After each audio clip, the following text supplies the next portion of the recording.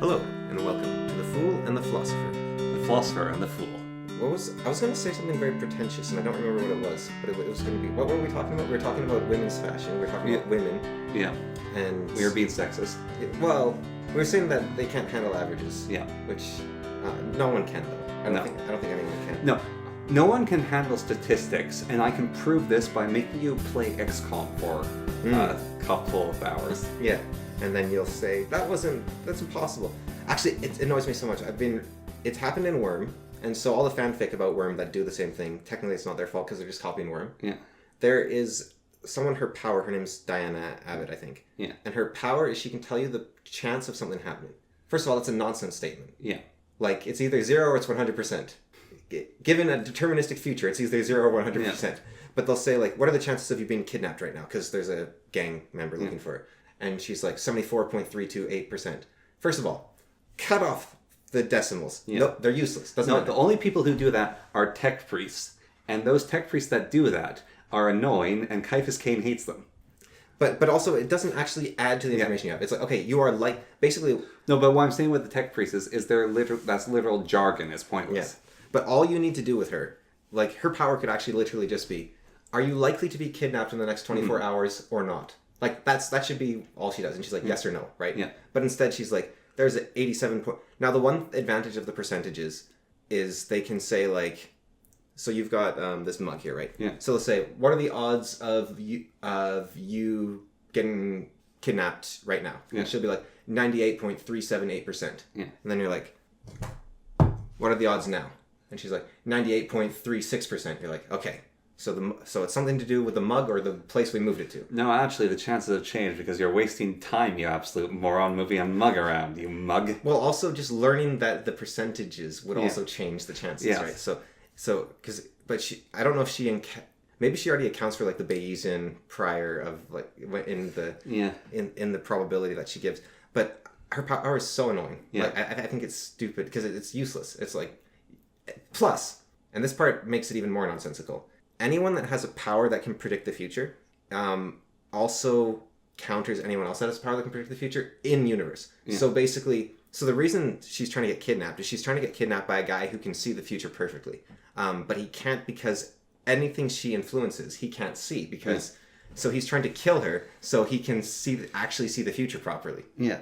So it's like, wait, so your power does nothing then? Like, because like you'd have to have only one of you in the world. But the problem is, one of the Endbringers, Simurg, her power is that she can also see the future perfectly, and everything she does is to influence it into a worse path. So she's like the tree from that book. It's the thing living in the tree. Yeah. Is it? Yes, it's not the tree. There's a thing living in the tree. Oh. When Quoth is introduced, he says something like, some have called me tree killer or something like that, and that isn't true, but it is in a manner of speaking. So maybe that's why it's only in a manner of speaking, because he didn't actually kill the tree, but he killed the thing that made the tree alive. Yeah. He killed the butterfly murdering thing. Yeah. Yeah. Interesting. Okay, that solved that. I will say, even if book 3 doesn't come out, it is a masterpiece what Patrick Rothfuss has done. Like, the story kind of is meh, but the layer of, like, it's like a ARG, like, puzzle. You can, like, there's endless info. It's amazing how dense it is. It's spawning the slow regard of silent things. Like, it leading to that book. Yeah. I'm happy for that book to exist. Because that is a beautiful short story. Yeah, it's, like, I don't know, it's nice as just a piece of, like, technical literature. I don't know how much the story itself interests me. But it's just a piece of, like, wow, that's well written. It is pretty. I enjoy the tale of the slow regard of silent things, of basically the slightly broken girl who is dealing with it. Yeah, I guess that's one way to look at the story. Because I think his idea was to write a story where nothing happens. That was sort of what he wanted to write. Yeah.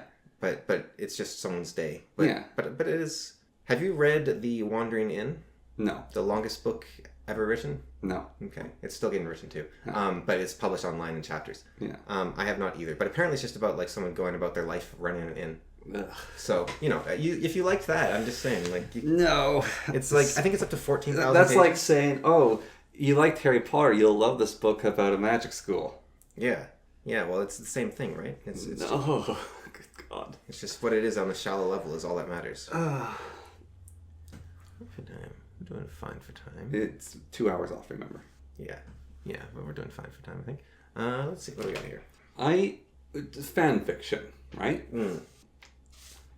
I kind of, in some ways, agree with the what's her face.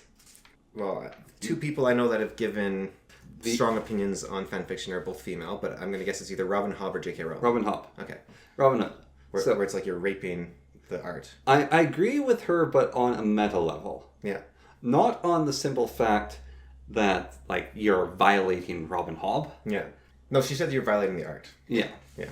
But I think violating art is a deeper thing than that, though. It's not even violating the characters. You're violating the decency of writing because you're incompetent and you don't understand the story or what's going on. Yeah. I think, in theory, it should be possible to have good fan fiction. I think it is because I consider the last books of Wheel of Time to be fan fiction. I mean, he had tons of notes and the guy's wife there. Yes. But it's not the original author. Yeah. And I mean, it's a fit. So I think here's something interesting. The Berserk series. Yeah. So the main author knew there was something wrong with him. And he's like, I hope I can write the story before I die. And in 2021 or 2022, he dies of heart complications. And the publishers and stuff looked for his notes because they wanted notes of how and the story how it proceeded. And there's like rumors about these notes. And there is ideas, there's no complete notes. However, his childhood best friend has taken over writing and drawing it for him. And he says, I basically know how the story is going to end because I spent many long hours talking with this guy about his story. And so I know him, so I'm going to try to write it the best I can. But a lot of people are finding that one of the things he did is I'm going to write as little dialogue as possible because we didn't discuss like in-depth dialogue scene to scene. And I feel like I can't write that, so I'm just going to try to draw the story the way it is and have minimal dialogue. And people are saying, oh, it doesn't feel like it, or it's not going to be the real ending of the story because we don't know what the true ending is. Well, it's tricky because, Well, Brandon Sanderson, I think, actually was given the ending. And I think he had the skill as well, too. But George R.R. Martin said that about the TV series, because people said, like, wow, that was terrible. Like, your story's going to be different, right? And he said, no, the TV series is basically what's going to happen. But I think he shouldn't have said that because, like, he's probably thinking in terms of, like, the plot beats. Yeah, right? Broad strokes. Yeah, like, okay, yeah, they are going to fight. She is going to win. Bran is going to become the king. There's going to be... all the horsemen are going to die. The Ice King's going to get beaten by Arya. Like, all the beats are going to be there. But it's how you say it is more important than what happens. So much more important. Like we said, Harry Potter isn't about going to magic school. No. It's like how you say it is so important. So I think because George R.R. Martin's a great writer, I think that the books will, if they do come out, will be much better than the TV series was, even if the same plot beats happen. Yeah. So even like his best friend knows how it goes, that doesn't mean he can. Yes, exactly. So he can do the same thing. Now maybe he can, but I'm trying to think. Like the best fan fiction I think I've ever read, it was called A Song of Ice and Fires That Mostly Weren't My Fault. And it's basically Harry Dresden, after he's shot, he gets isekai'd to the Game of Thrones universe. And the reason it was good is because he keeps the character of Harry like really well. Like he actually makes him Harry like Harry. Like Harry isn't, because if you just talk about the series to someone, you're like, Harry's this crazy wizard that shoots fireballs and rides a giant Tyrannosaurus Rex, but he actually keeps like, he cares about the little things, about his family. He struggles, but he's a wise man all the same because he is a wizard, right? And he understands things, so he keeps that, and he actually makes Harry's life like I think it was a better sequel to like Changes than everything that happened after Changes up until Battlegrounds. Because I thought that Peace Talks and Battlegrounds were actually kind of bad, and also Peace Talks especially wasn't very Dresden. Like he didn't sound like Dresden. I think he sounded like, well, it's really harsh actually. I don't know if I should. Yeah, it's just, he didn't sound like Harry. He sounded like the author working out his issues. Let's say. Yeah, I have found that. So I recently finished a book. Which is the it's the Wrath of the Gods, the Hunger of the Gods, and the Anger of the Gods, or something. Yeah. And so the book 1, book 2 were both written. They have interesting stories. You kind of have an idea where the plot's going. And then the author's daughter died. And it took him a really long time to write book 3. And you're going through book 3, and book 3 seems darker and sadder and harsher. And there's some weird stuff that goes on in it. And then at the end of the book, there's like a giant battle, because it's a Nordic epic, so they end with giant battles. And a ton of main characters die. And some die in like absurdly unfair fashion. And then the story's kind of over from there. And I'm thinking about this tale, and I'm thinking about like things that would happen and how it should have ended and how the story should have been written. It's like, unfortunately, I feel so bad for this man because his daughter did die, and that's terrible. But that's not how the tale should have ended from book 2 and book 3 and how the stories were written. Yeah. Though, like, some of those characters should have died, yes, but some of them shouldn't, and some of them actually should have been brought back to life. And there's like mechanics in the story which should have brought them back to life, and he didn't do it. And I can see why he didn't. Yeah, he set it up to happen.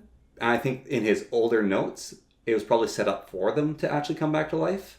I totally understand why he wouldn't, though. Yeah. Because that would hurt so bad, right? Like, yeah. You're like, you would be worried that you yourself are just desperately begging, essentially, yeah. and it would feel wrong. That also happened with Mostly Harmless, where Douglas Adams, like, mostly his dad died, and so when he wrote Mostly Harmless, it was like super cynical and dark, and everything is undone and it's bad. Yeah. And then after Douglas Adams got better, he was like, oh, I've got to fix this with another book, and then he died. Yeah. And so it was. But then Ian Colfer actually did a pretty good job, I think. I haven't read it. But... Oh, you haven't read Ian Colfer's Hitchhiker's Guide to the Galaxy sequel? No. Oh, like the Artemis Fowl guy? Yeah. Yeah. Yeah, I know you read it, but... Yeah. No, it's decent. I don't think it's quite there, but it's decent. Yeah, but there is that thing with authors... That's fanfic. Yeah.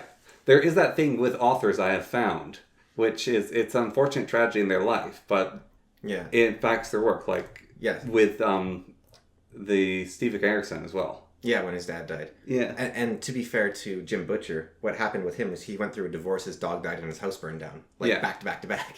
Yeah. Like, he had everything go wrong at once. And his life became a country song. Yeah. And I think that, like, Skin Game was just kind of a weird filler. It was fun, but it was a weird filler.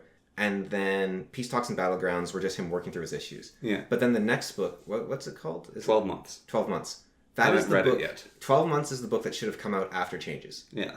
And it's actually really good. Like, it's his best book, I think. Yeah. I think it's, like, not just Dresden Files, like Cinder Spires and whatever the Octavian series is called.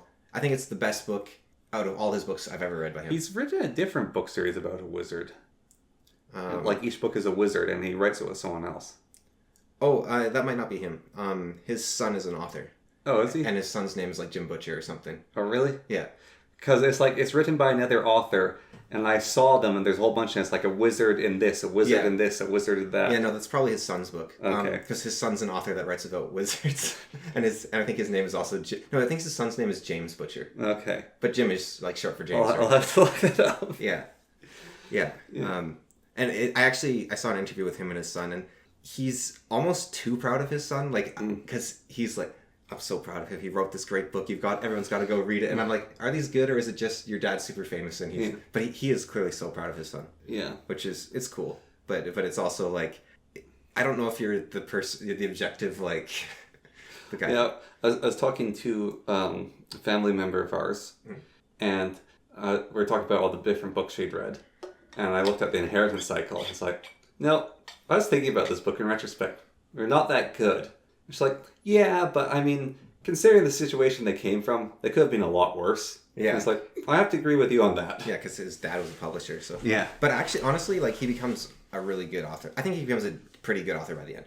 I would say really good, but I did like Brissinger a lot. Yeah. And I liked how there was hints of it all the way through, so I think this was quite clever. The Varda was like the rebels, but the Empire was actually happy. Yeah. And the Varda were like terrorists ruining the Empire, but you see it all from the point of view of the Varda. Yeah. So you're like, oh yeah, the rebels are going to overthrow the Empire. It's going to be great. But they're actually, like, to the majority of people in the Empire, they're just this terrorist organization that's ruining their lives. That's actually one of the things that, unfortunately, Disney didn't explore it because they decided to get rid of the extended universe. But the extended universe, some of the books explore how terrible is that the Emperor dies. because yes, he's evil. He is Sith, which is like the evil side of the Force. There's dark side. Yeah.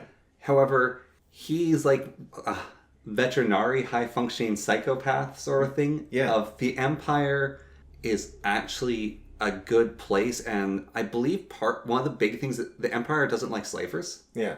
And so they actually end slavery when they come across it, because the Old Republic had slavery. And I'm pretty certain the Empire was getting rid of slavery. And then the books explore further with Grand Admiral Thrawn, basically like recreating the Second Empire and trying to take things over. He's just a man. He's not the dark side of the Force. He's not the embodiment of evil. And he has what remains of the Empire under his fingers.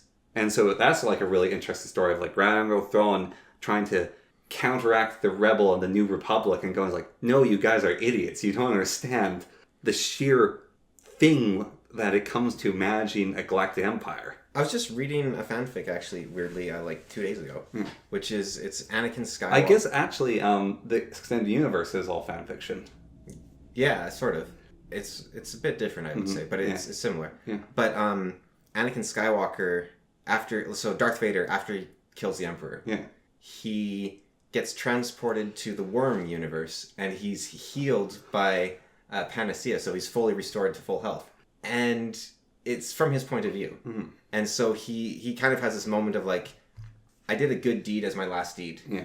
But that doesn't make me a good person. I need to redeem myself still. So he tries to undo the crime in Brockton Bay, in the Worm universe, basically, fighting all the superheroes. And what's interesting is because, first of all, it goes into him as a person, which you don't think about too much, but he's like an expert mechanic, a master. Like, he gets into a car for the first time, and he's like, okay, I can figure this out. So let's see. Okay, the pedal makes it go forward. That stops it. This is how you turn. Yeah. Okay, easy enough. And then he like sticks his foot to the pedal all the way to the ground, and he starts driving through traffic. And the person with him screaming her head off, and he's like, "What? This thing can barely move. It's so slow. Like, what's the problem?" And he thinks the way you turn it on is just to hold the pedal all the way down. Yeah. But he's like the best racer in the universe. Yeah. Like, he's not the best racer in your city or in the town or in the world. Mm. He's the best racer in the universe. Yes, that's pod racing. Yeah. So he's just like, this thing's so slow. Like, what's going on? But one of the things that happens is it's from his point of view, and he sees all these gangs, right? Yeah. And so he hates the gangs, and he's destroying the gangs, and he's like, I have never been anything but a law-abiding citizen.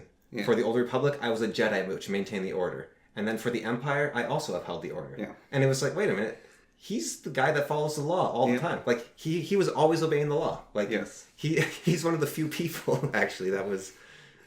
And what drove him to madness in the first place was he saw the Jedi laws as broken, and he shouldn't follow them because the laws are wrong. But one of the really unfortunate things, the prequels are far deeper than you think. Yeah. One of the unfortunate things... Well, no, that's the thing about the prequels, right?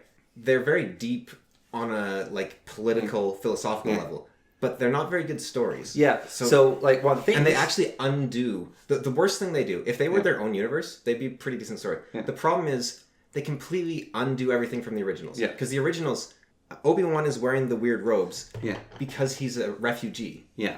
And then they make all of them wear the robes. Yes. That doesn't make sense. They should have been wearing like mech armor or something, right? Yes. And then... They should be wearing the Mandalorian armor. Darth Vader is supposed to be this weird relic from the past that believes in superstition. Yeah. But then it's like, wait, 40 years ago... Yeah. No, less than 40 years ago. Luke's like early 20s, right? So it's like 20 years ago, we were ruled by space wizards, and now you're calling them a superstition that doesn't exist. It's like, it doesn't make sense. It ruins the originals. That's the reason they're bad. Yeah. Yeah.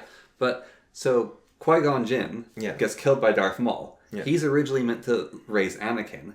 Instead, Anakin has to be raised by Obi-Wan Kenobi. Now, Obi-Wan Kenobi is a good guy, but he has his own problem. Is he the best sword fighter? He's one of the best. Yeah.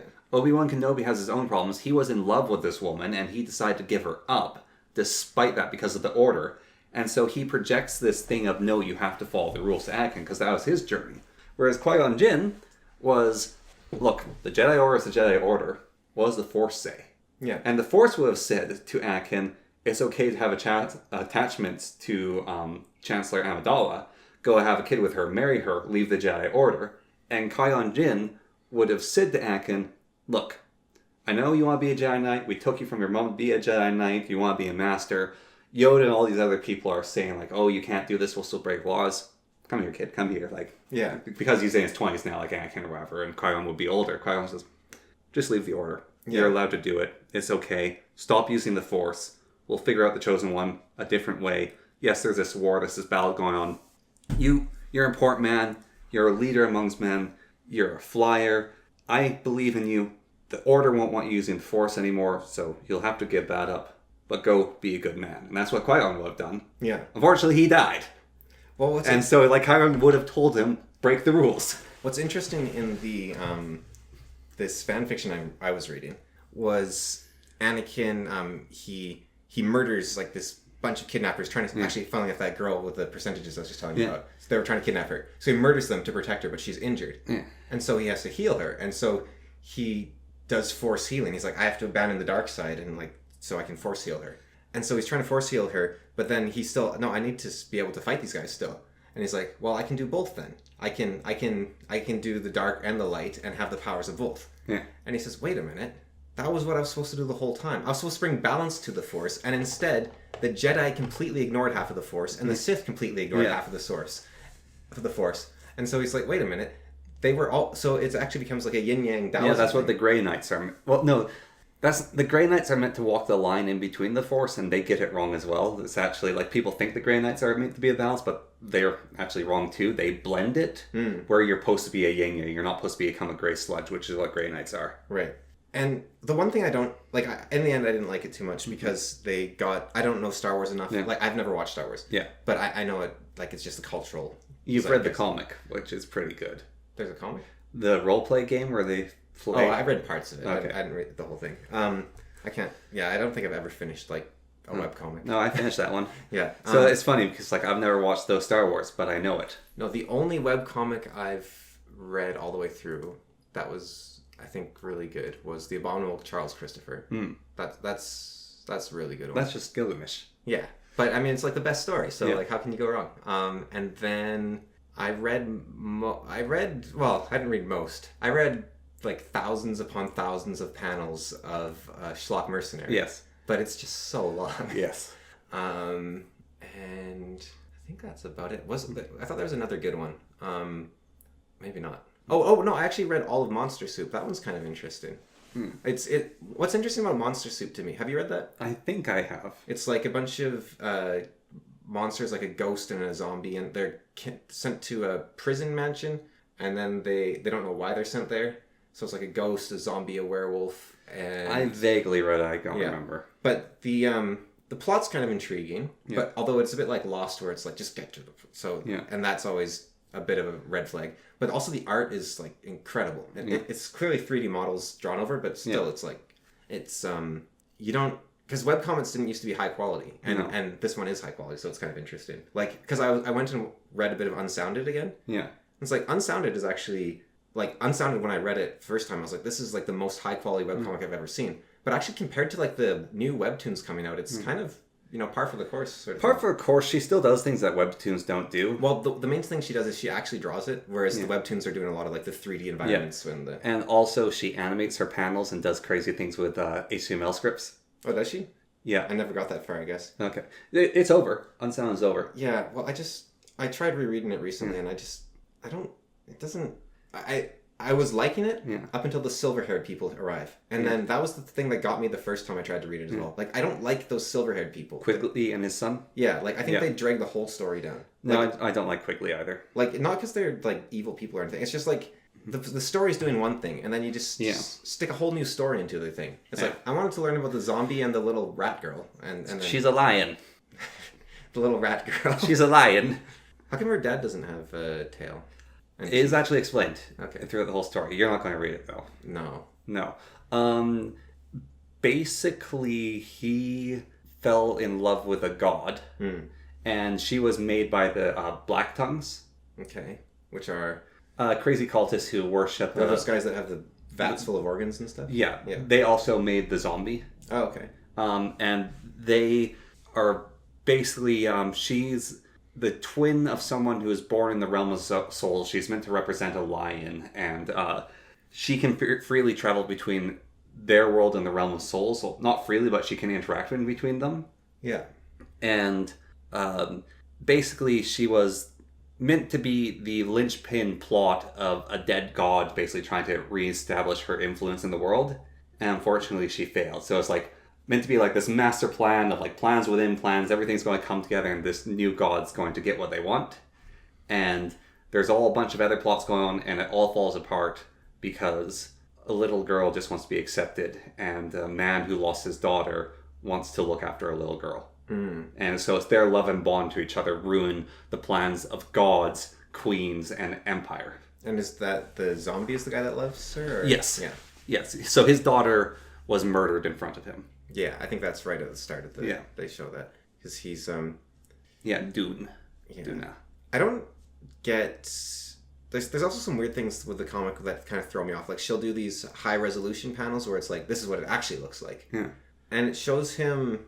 Like with a bandage and no nose. Like oh no, that's not he. So what's going on there is that's an illusion. He's constantly casting illusion on himself, so he doesn't look like a zombie. Oh. Because a huge part of the magic is everyone uses illusions for cosmetic appearance, and he's a insanely powerful wizard. So he's constantly wearing the illusion, and then when he doesn't care to keep the illusion up, he drops it. And that's why he looks like a rotting corpse with a bandage over his face. Is he's no longer trying to hide that he's a rotting corpse. Because most of the time he just looks like a dude. So as like a gray dude. No. So what happens is he starts regaining his memory of who he is. And so he starts using his illusion to look like the man he once was instead. Because he starts remembering things. Okay. I see. That's why he's like that. Yeah. Okay. Yeah. Yeah, it's a weird series. And it's also like, the pacing's a little slow. It's a bit of a weird story. Weird story. It doesn't quite grab me. But yeah, why was I talking about the like comics? You were talking about fan books. You're talking about Anakin being in the gray walking that line and everything. Yeah. If you actually want a good fan fiction on Star Wars and Star Trek, a guy did a series. He has 2 videos on what would happen if they the universes encounter each other and fought. And one of his biggest explanations is basically, right, so all Star Wars weapons are thermal, and it's basically been shown even without shields that Star Trek ships are kind of immune to thermal damage. So I don't know, it's kind of like Corvettes versus battleships though, isn't it? Because like the Star Wars ships have a much higher damage output. No, they don't. Like the Death Star? The Death Star is unique. Yeah, but like they have the Death Star. No, so here's one of the big things is range. Yeah. And it's not unique. They built another one in the new series. Yeah. So range is the maximum range of like an Enterprise phaser. Yeah. Is like 300 kilometers. Yeah. The maximum range of the little photon cannons the plasma cannons that are fired by like let's say a Star Destroyer, which are those big triangle ships, is about 100,000, and they're way slower unless they're going to hyperspace, and then they're faster. So one of the things he explains is basically, here's the thing about hyperspace drive. It's being shown that basically you can take a hyperspace drive and hook it up to any old ship, and it's hyperspace compatible. Yeah. And the Enterprise, not the Enterprise, but the Federation engineers, they can figure that out, and they can buy those very quickly. And then their shields are way more powerful. Their weapons are way farther range. They deal way more damage. The one exception is the Death Star, how it can blow up a planet in a single shot. That being said, it takes about 4 Enterprise-class ships to glass a planet to no longer be usable. But that's far less energy than actually blowing the planet up still. No, but they can blow up a Death Star. Because Death Star, like, they just start sending photon torpedoes into it. I thought the Death Star was basically like they couldn't destroy it was the problem. They couldn't destroy it because there's a shield. Yeah. And that's why they had to go onto the planet with the Jawas and fight everything. Right. But that's the new Death Star. The thing about, like, the sheer amount of power outputted by the Federation's weapons, like, there are 2 ships in Star Trek lore which kind of outdo that, which is the Death Star and a thing called the Star Destroyer, or the Star Eater, I think. Yeah. Sun Eater. And it's a ship that flies into suns and blows up, and it makes the sun blow up, and then the ship itself is immune to all energy, and so the pilot inside is safe. And so it can fly around and do this. It's from the extended universe. And the guy even decided to bring that ship in as, like, it starts blowing up stars. And so they lock onto it with their sensors, they start firing weapons at it, it doesn't work. And so they beam the pilot aboard, because it's immune to energy weapons, but you can just grab him with it. Couldn't, like, I think that the video explains it. Like, this guy is a big fan of both universes. He explains it very well. But, like, one of the huge things about it is transporters are actually absurd, and so is the aim and ship computer. But they don't use the transporters like that. Like when they're... They do. In the Cardassian... So that's the thing, is this is based on the Like Deep Federation... No, it's after the Cardassian Wars, so this takes place during Deep Space Nine, I think. Or one of the series. And it's, the humans have to... The Federation has to be quite nasty. And the thing he explains is... The problem with the Federation, like their biggest weakness is they don't have the guts to do what's needed to win the war. Because... the Empire is going to do terror attacks across their planets and colonies. So the idea is basically, you have the Empire and you have the Federation. It's after the Cardassian War, Q snaps his fingers. Yeah. And the Federation is transported to the Star Trek universe. So that's the idea. It's like, the Federation doesn't have the guts to do what is needed. However, during the Federation Wars, or the Cardassian Wars, there's a unit inside the Federation called Unit 33. And they are the unit that doesn't exist, so the Federation can exist. And they have no morals. They have no contract. They'll do what's needed. How the Cardassian Wars end is the Cardassians are actually controlled by these shape-shifting immortal aliens. Unit 33 makes a virus specifically designed to kill those aliens, and they release it into the chamber where they are. So they do like horrible terror, and they wipe out... They make a species go extinct. But there's so many species in Star Wars as well. Like you'd need a lot of different viruses. Yeah, well, no, so that's not what they do. So in... He explains what they do here is... Unit 33 has the Genesis device. Oh, that like rebuilds the planet. And then makes the planets gets destroyed. Right. They have a perfected version of that. And they also have photon bombs. So he says, in his explanation is Hoth, which is the planet the Emperor lives on. It's like that giant city planet with like billions and billions of lives on it. Unit 33 has a cloak ship because they can build cloaks. They fly into the planet. They put a bomb on the planet. They fly away, and they blow up the planet because they have the capabilities to do that. Like, there are bombs that exist that can destroy planets in Star Trek. They just don't use them because that's not what the Federation does. Well, and so Unit 33 does such a massive act of terrorism and kills the Emperor that the Empire has to surrender. Well, see, the way... So, this guy's a fan of both universes. Yeah. I'm not really a fan of either, right? Yeah. So I have equal... Except I don't know anything about You them. have equal disdain. Well, no, I don't dislike them. I'm not really into them. But... Well, I'm kind of into, like, the original Star Wars just as an idea. It's kind of, like, I like the Lego one. That was fun. But it seems to me that the boarding capabilities of the Empire would be way greater than that of the Federation. Like, I think a single Sith could kill an entire starship from the Federation. Like Darth Vader goes onto the Enterprise, he could kill everyone easily, right? Like, they wouldn't stand a chance. He can't get onto it. That's the problem. Well, I don't, like, why not? Why can't he just, like... There's just shields in the way. Force them out of the way. Do, like, force magic, force teleport, force divide, force resurrect, force... Anyways, fan fiction aside. Yeah. Well, or back to the original thing. It's just like, terrible writing really, really annoys me. I say, despite this, you watch anime. Yeah. But I'm actually getting annoyed by terrible writing anime. So I'm watching the series right now, which is it's one of the most popular ones of this season. Yeah. And it's called Tales of the Shadow Demons or something. Okay. And it's got some cool concepts going on, and I like the story, I like the art. But I compare its pacing to Freerun's pacing, which is a weird thing to compare it to.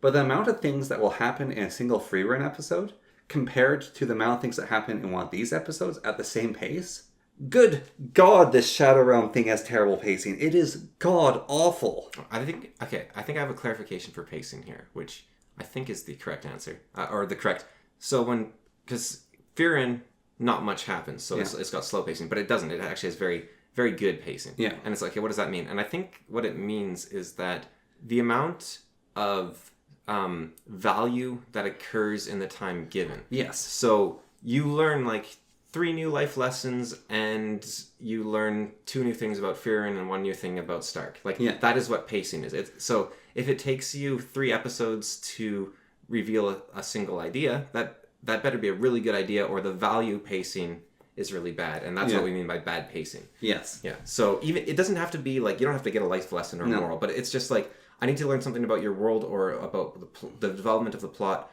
And so, because I think it's easy to confuse value over time with just time over time. Yeah. And it's like, Freerun has very slow time over time. Yes. But it has very fast, value over time. Yes. Like very high amount. Not fast, but high value over time. Like, I feel like each episode...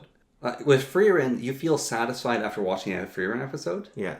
with this anime, it I need feels to watch 4 more to get the basic kernel. I need to watch 3 episodes to get the same amount of stuff I'd get from 1 free run episode. It's like it is not using the best of its time. It is not putting things together in a way, and it probably is following the manga, so that might be one of the problems there, and the manga might not have that same pacing as well, but it's just I feel like there is so much wasted time and potential with what's going on.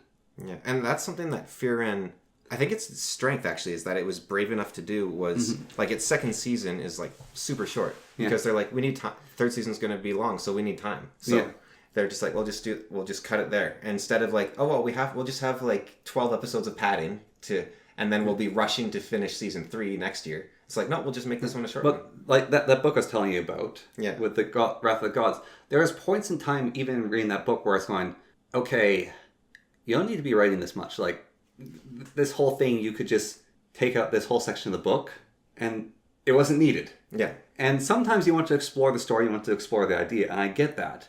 But at other times, it's like you're getting in your own way. Yahtzee apparently his writing teacher told it to him, like the zero punctuation guy. Yeah.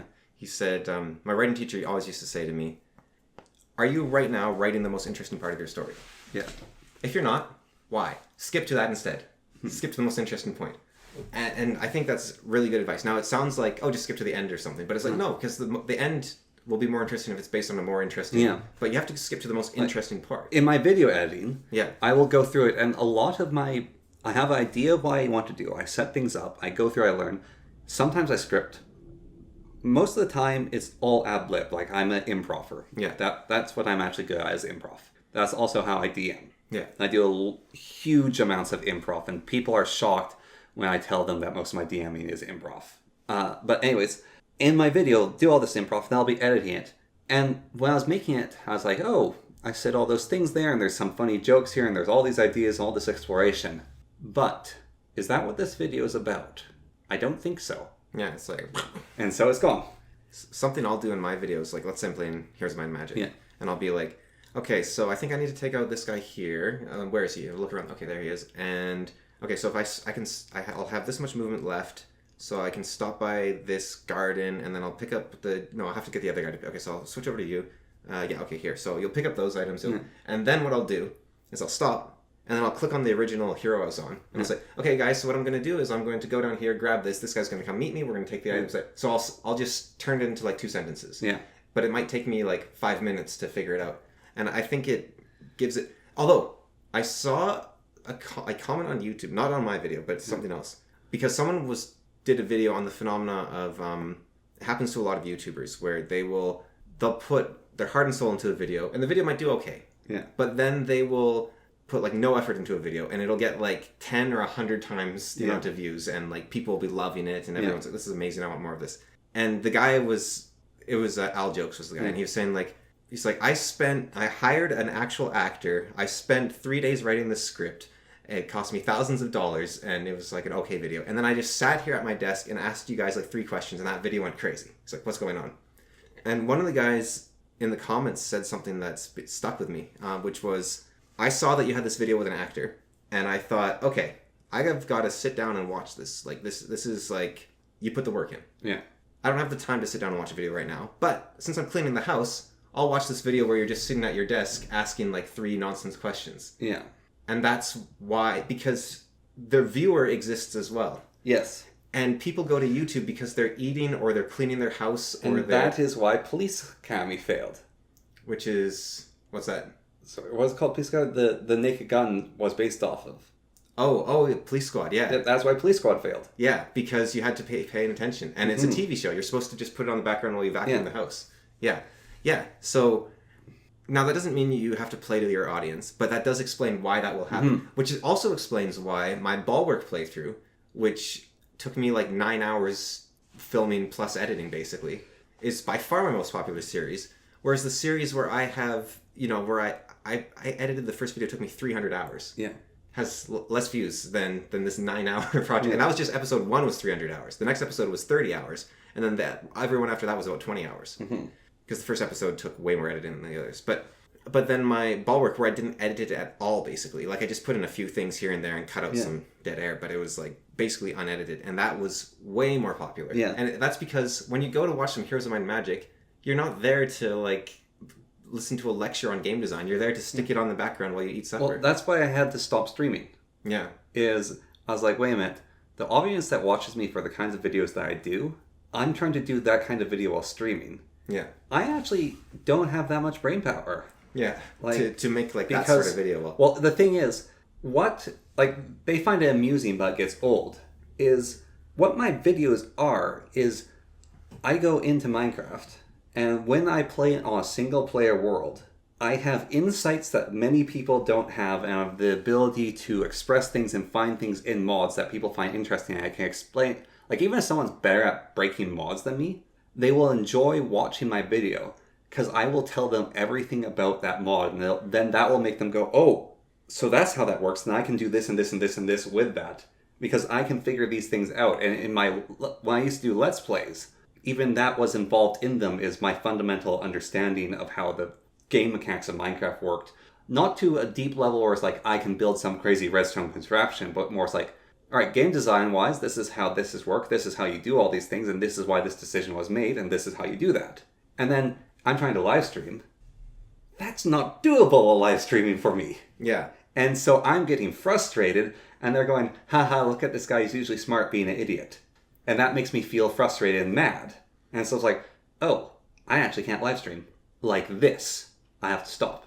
And that's where you get those sort of transcendent geniuses like like the Harry Potter series in a way, because it has that depth of understanding, but it also is very simple and easy to read. Yeah. Or I think in live streaming case, I would say the best live streamers probably, but the one that stands out to me is Stitch and Adam, where they'll stream for like 8 hours in a day or 12 hours in a day, and yet they can keep it going the whole day. Like they only stream once a week, and this is probably why. Yeah. Because to have like the amount of research, like Stitch, I think he spends the whole rest of the week researching, so he has it ready to go. And then Adam's the designer, moving everything around. But the teamwork of them together, with Stitch doing all the research, Adam doing all the video design and technical stuff, they can actually have an 8 to 12 hour live stream going constantly, and they're talking and engaging, and yet it's still a live stream. And that's actually really a different person in this case is actually Asmongold. Yeah. And he's a weird case because people call him the voice of the normie, or like the collective consciousness of the internet in a human form. But if you actually like watch his videos and the way he speaks, like there's a lot of streamers who like will comment on something or talk about something, and they'll just like, oh, I'm just watching along with them. But if you actually watch some of Asmongold's stuff, it's like, this man has an incredible understanding of everything. And his understanding comes from being very, very, very fast at learning stuff. But he's not like going and quickly Googling it. It's literally, he knows about humanity, and he knows about the world. And he doesn't know everything, and there's things that can surprise him. But he's the sort of guy who, he can be taught something that goes, oh yeah, that makes sense. I understand that now. And then he's also very charismatic and charming and can explain it quite quickly. And so he has that sort of like transcendent skill level of just pure understanding, I think, which you won't get it by looking at him. No, I haven't watched him, so... But I think, I know that...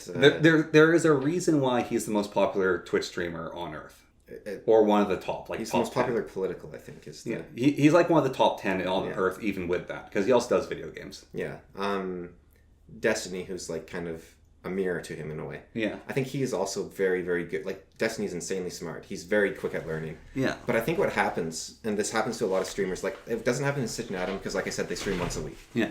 But I think what happens to these people where they do like 8 hours a day, every day, you start burning your candle at both ends, and you like, no one can learn that fast. No one can go that fast. No. I think in Destiny's case, we basically did a video on him, the Chaos Eater one, right? Yeah. Like, he seems to be, because we don't know him, of course, but he seems to be addicted to stimulus. Yeah. And so he's just going and going for anything to keep him going. He's running. He's hoping if he runs fast enough and doesn't look down, he can run on air past the cliff, basically. Yeah. Yeah. And I think that a brilliant mind can facilitate you to go a lot deeper away from that cliff before you fall. Yeah. But you'll, at some point...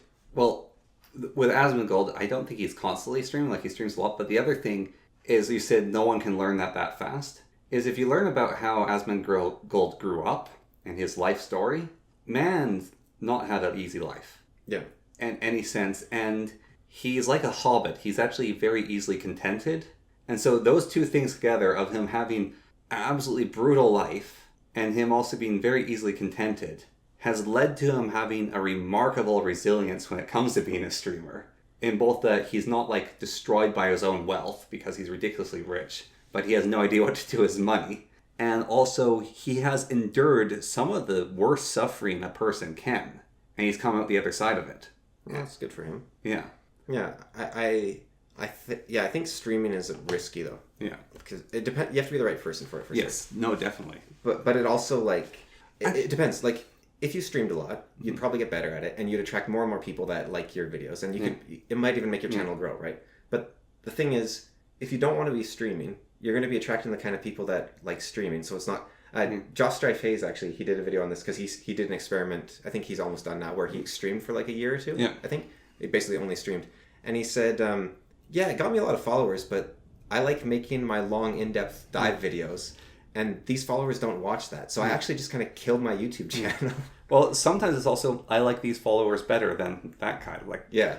You make an audience and... Yeah. You get the audience you cultivate. And the one you deserve. Yeah. Like I think... I've liked it so far on The Philosopher and the Fool. Mm-hmm. We don't just get like I tend not to like the comments that are like, good video. It's like wasting my time. Like I'll be disappointed. I'll see a video with like 20,000 views. Mm-hmm. And every comment will just be like, thanks for the video. And it's like, where's the discussion, right? Like, what's the point of that comment section? But our videos so far have, even like we only really had one or two guys that were not liking our videos. But even I love the comments they left because they were in depth. They had criticisms I disagreed with, but they had criticisms. Yeah. And it's like, yeah, that's cool. And it's what I wish, like, I think the problem is you get an audience that's kind of like you, right? Like on my videos on my own channel, nobody comments. Like nobody. People watch it and it's like, please, but I don't say like and subscribe and comment, blah, blah. But if I did that, I just get the good video, right? Yeah. But I actually want people like, it's an interesting of game design, but blah, blah, blah. But just everyone's just like, I'm here to watch a video and nothing else. And it's like, fair enough, but so one of my popular videos for a long time was there's a creature called a Wilden. Yeah. And how it's spelled looked like Windle to me. Yeah. And so through the whole video, I would call it a Windle. Yeah.